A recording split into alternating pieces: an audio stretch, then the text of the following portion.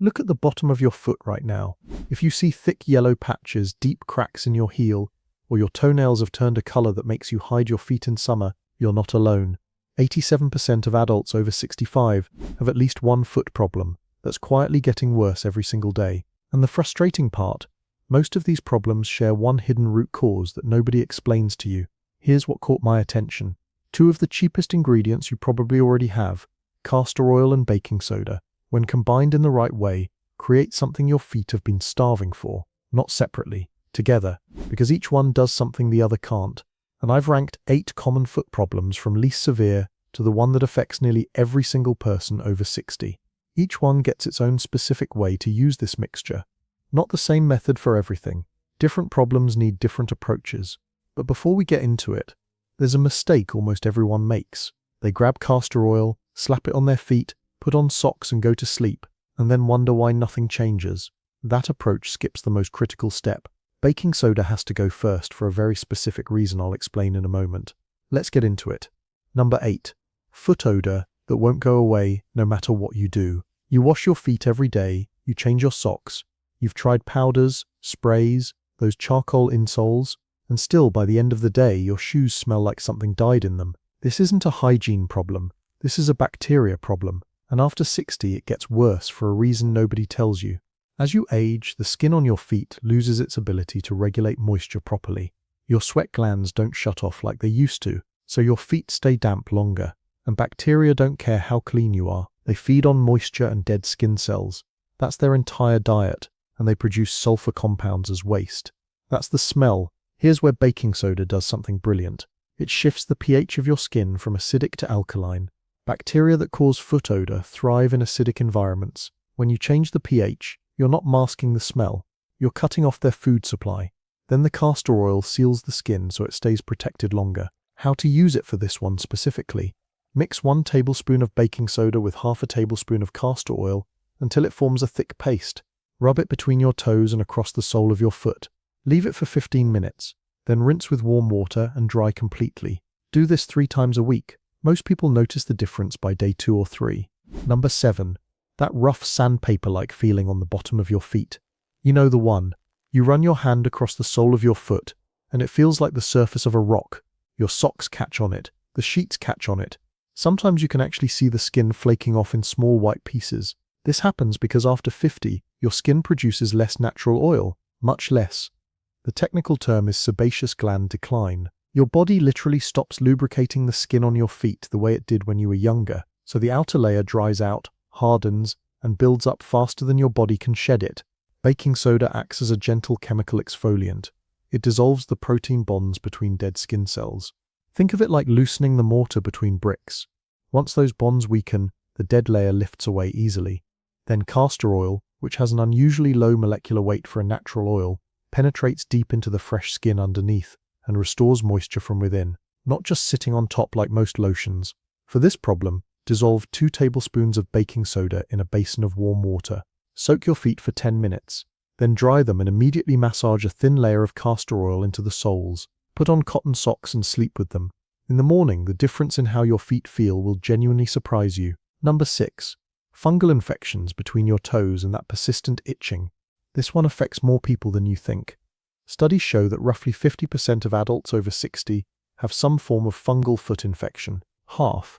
And most of them don't even realize it because they think the itching and peeling between their toes is just dry skin. It's not dry skin. Fungus thrives in the warm, moist environment between your toes. It feeds on keratin, which is the protein your skin is made of. And here's the thing that makes it tricky. Fungus prefers an acidic environment. Your skin's natural pH sits around 5.5, which is slightly acidic. Perfect conditions for fungus to grow and spread. Baking soda disrupts this completely. A study published in Mycopathologia showed that sodium bicarbonate effectively suppresses fungal growth by raising the pH, and castor oil contains something called undesilenic acid, which has recognized antifungal properties. Together, you're attacking the fungus from 2 different angles. The baking soda changes the environment so fungus can't thrive, and the castor oil directly interferes with its ability to spread. For fungal infections between the toes, make a paste with equal parts baking soda and castor oil. Apply it directly between each toe with a cotton swab. Don't rub it in aggressively, just place it there. Leave it for 20 minutes. then rinse and dry thoroughly. This is critical. You must dry between every single toe. Moisture left behind feeds the fungus you just attacked. Do this daily for at least 2 weeks. Fungal infections are stubborn.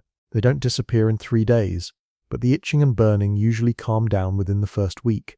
And by the way, if you don't have castor oil at home, I've put a link in the pinned comment to the exact cold-pressed castor oil I recommend from Amazon. Make sure it's cold-pressed and hexane-free. That matters because the extraction method preserves the active compounds, especially the ricinoleic acid, which is the main reason this oil works for inflammation and fungus.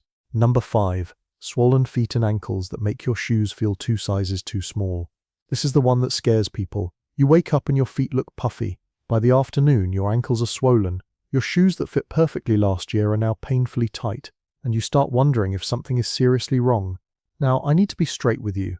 Persistent swelling can be a sign of something that requires medical attention.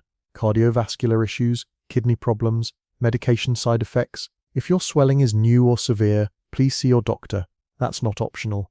But for the everyday mild swelling that comes with age, reduced circulation, spending long hours sitting or standing, this mixture helps through a specific mechanism. Ricinoleic acid, which makes up about 90% of castor oil, has been shown in multiple clinical studies to reduce inflammation by inhibiting the same pathways that produce swelling. Think of it as turning down the volume on your body's inflammatory response in that specific area. For swollen feet, warm the castor oil slightly, not hot, just warm enough that it flows easily. Mix 1 tablespoon of warm castor oil with half a teaspoon of baking soda. Massage it into your feet and ankles using upward strokes, always upward, toward your heart. This follows the direction of lymphatic drainage and helps move the excess fluid. Wrap your feet in warm towels for 20 minutes after applying. Do this in the evening before bed. One thing I want you to notice: each problem gets a different method. Different ratio, different application technique, different timing.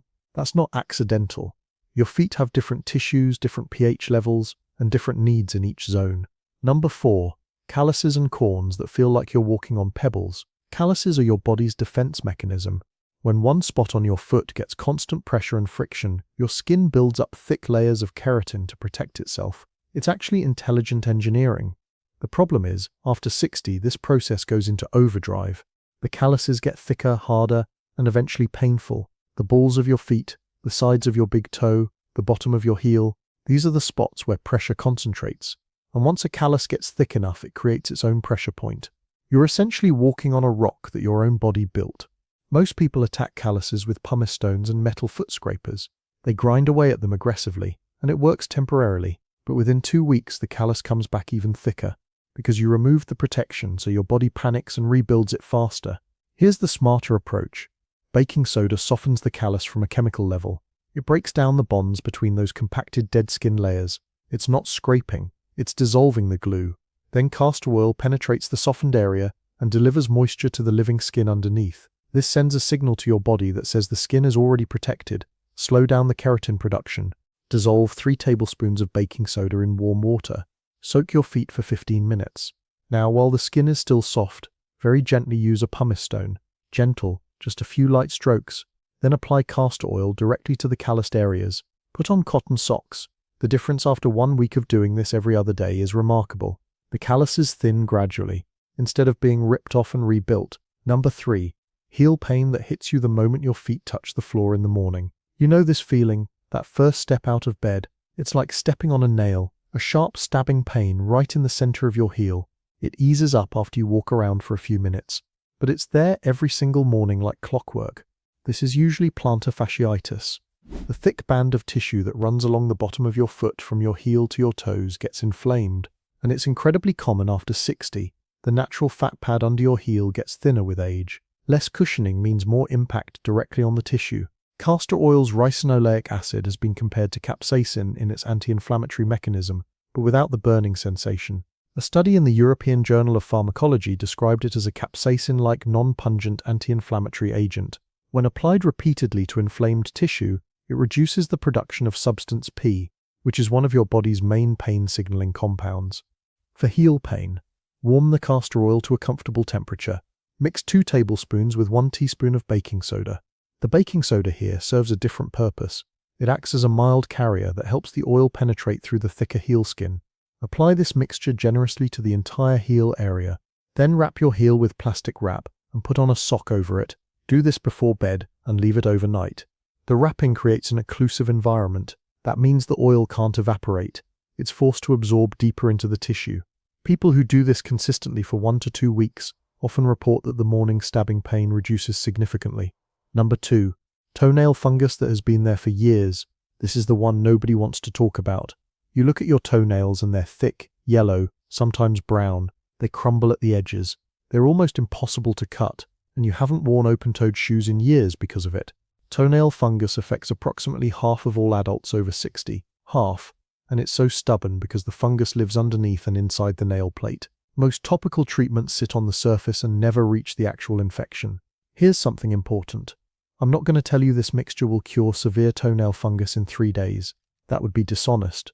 Toenail fungus takes months to fully resolve because nails grow slowly. What this mixture does is create an inhospitable environment for the fungus while the new healthy nail grows in. Baking soda creates an alkaline barrier on and around the nail. The fungus can't spread as aggressively in alkaline conditions, and castor oil, with its undecylinic acid content, adds a direct antifungal layer, plus the oil's deep penetrating ability helps it get under the nail edge better than water-based treatments. The method here is very specific. First, file the surface of the affected toenail gently with a nail file, not aggressively, just enough to create tiny surface channels. This allows the mixture to penetrate better. Then make a thick paste of 2 parts baking soda to 1 part castor oil. Apply it to the entire nail and the skin immediately around it. Cover with a bandage. Do this every night before bed. In the morning, remove it, clean the nail, and let it breathe during the day. Consistency is everything with this one. You won't see dramatic results in a week, but after 4 to 6 weeks, many people notice the new nail growing in at the base. Looks clearer and healthier. The old damaged nail gradually grows out and gets trimmed away.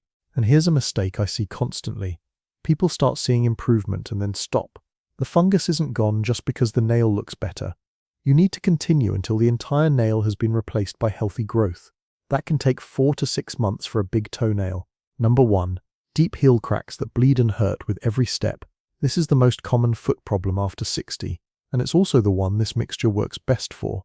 The evidence is strongest here because it addresses every single factor that causes cracked heels. Your heels crack because of 3 things happening simultaneously.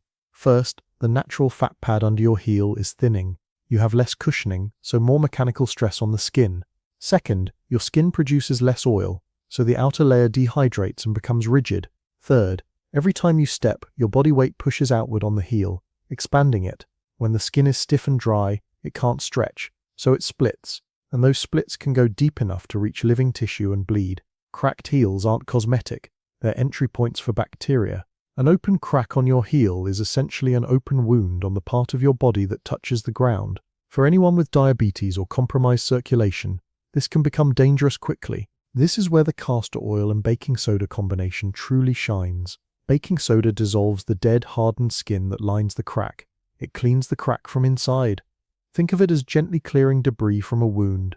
Then castor oil floods the area with ricinoleic acid, which does 3 things at once. It reduces the inflammation around the crack, it kills bacteria that may have entered, and it deeply moisturizes the new skin forming at the base of the crack. The protocol for deep heel cracks is the most involved, but it works. Start by soaking your feet in warm water with 2 tablespoons of baking soda for 15 minutes. This softens everything. Then very gently with a soft cloth, wipe the surface of the cracks. Don't pick at them, don't use a blade, just a soft cloth. Now apply a generous amount of castor oil directly into each crack. Use your finger to gently press the oil into the fissure. Then apply a second layer over the entire heel surface. Wrap with plastic wrap tightly. Put on a thick cotton sock. Go to sleep. In the morning, unwrap and rinse with warm water. Do this every single night. Here's what happens. By day 2 or 3, the edges of the crack start softening. The rigid, sharp borders that catch on everything become less angry. By day 5, the shallow cracks begin closing visibly. The deeper ones take longer, usually 2 to 3 weeks of consistent application. One crucial warning. If your heel cracks have any signs of infection, redness spreading outward, warmth, pus, or increasing pain, stop home treatment and see a doctor immediately. An infected heel crack in someone over 60 is not something to experiment with.